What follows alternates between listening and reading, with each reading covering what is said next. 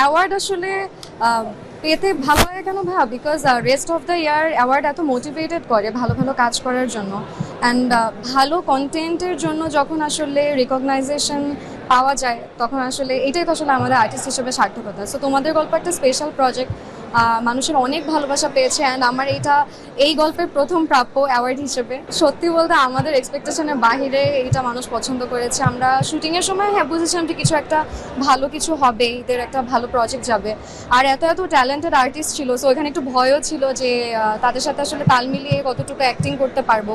But প্রত্যেকটা character আমরা এত মজা করে শুটিং করেছি, and credit goes to my director Raj ভাইয়া।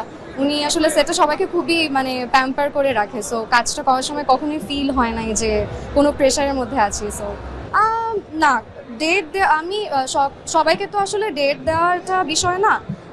আমার গল্পটা কতটুকু রেলেভেন্স পায়, আমাকে যে গল্পটা অ্যাপ্রোচ করলো সেই গল্পটা আসলে আমি করব কি করব না, এতটুকু আর্টিস্ট হিসেবে বাছবিচার করার স্বাধীনতা আমার মনে হয় প্রত্যেকটা আর্টিস্টেরই থাকা উচিত।